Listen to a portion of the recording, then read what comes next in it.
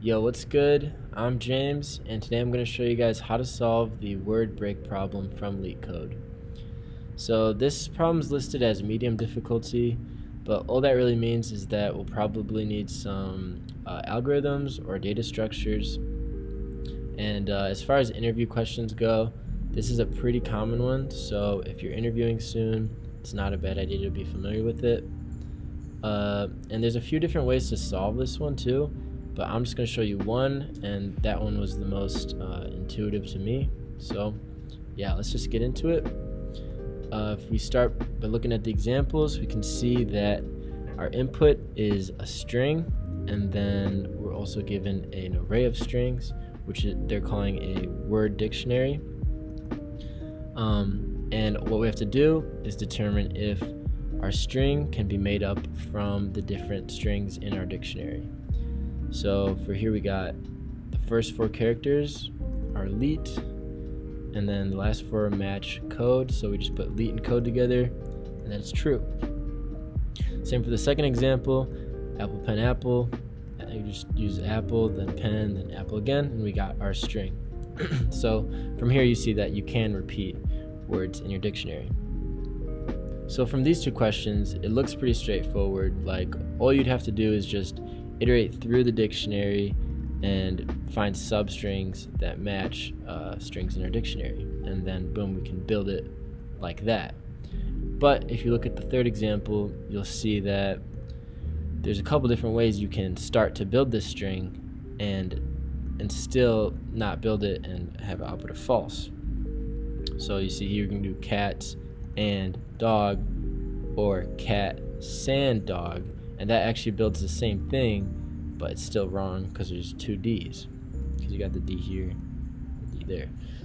So what this third example shows us is that there might be many different ways to start building our target string, because even from the very beginning you can either go cats or you can go cat, and it still matches our string.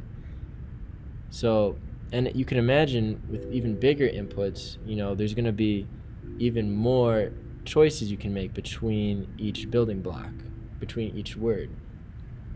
So let's think about it. What is a good data structure to visualize branches? A tree. So we can use a tree to solve this.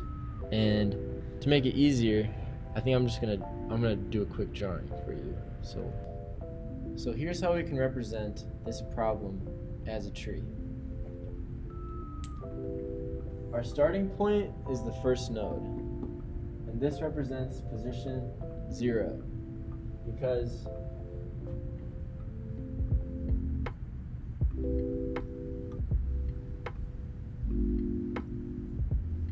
here's our target string. 0 is right here. We haven't added anything yet.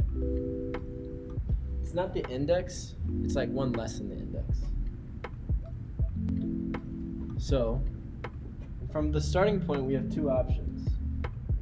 We can do cat, because that was a word from our dictionary, and then cats, because that was another word from our dictionary. And from here, yeah, those are the two options we can do to start building this. So if we go here, the cat, we go 1, 2, 3, over. That's where we stop. Cats, we go to 4. So we'll save 3 in this one and 4 in this one. And that way our algorithm knows from which place to look for future, to look for the next word to add on. So 4, position 4, you can add and. That was another word in the dictionary. Here, you can add sand, because that was a word in the dictionary. But once you're here, once we're at 7, 7, there's no OGS in our dictionary. So that's where it ends. And so that's why that example, the third example, returns false. There's no solution. But to figure that out, that there's no solution, we have to build this tree. And then we have to breadth first search. We have to traverse it. We have to do breadth first. What's it called? Yes. It's called, we have to do a breadth first search or a level order traversal. It's the same thing. But we have to go by level. I guess we could do either one. But I think, but yeah, hopefully that makes some sense. And it will make more sense as I implement it.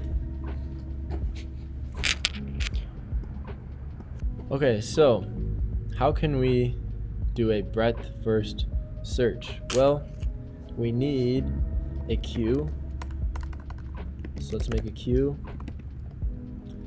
And we want to initialize that queue with 0, which is our starting node. And then we do a while queue dot length, and we say let node equals queue dot pop, and then once we pop that node, so this node will represent the place that we're at, the position that we're at in building our target string. So we need to look through the dictionary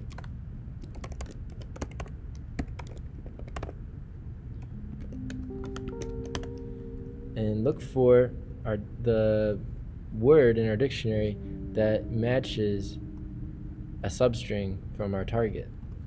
And I'll write this line of code, then I'll explain it afterward.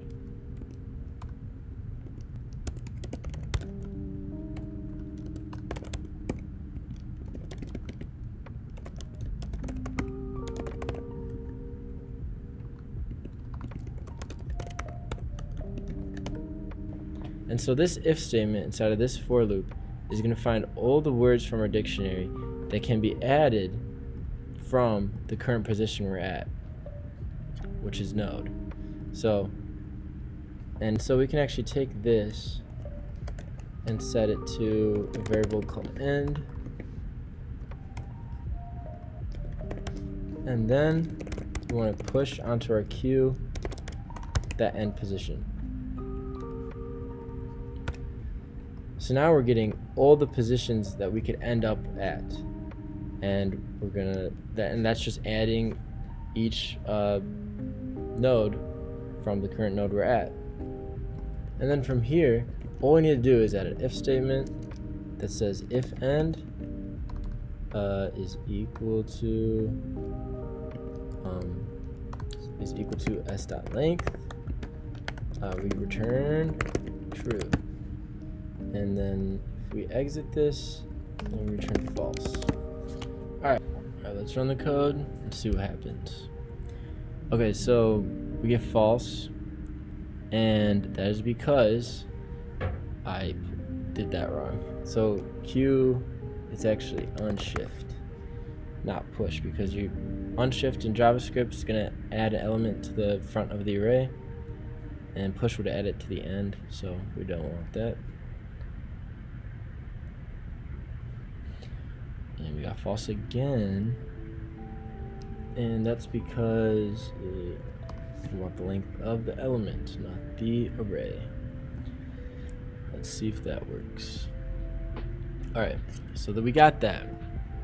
Now I don't want to run it just yet because this is not the proper implementation of a breadth first search, because here we'd be visiting nodes that we already visited. So we need another array for that. We just call visited, and after we pop a node, we just say if visited node, then we can say continue, or actually say continue, and then And then here we just set visited equal to true. And so now if we submit it, it should work. And there we go.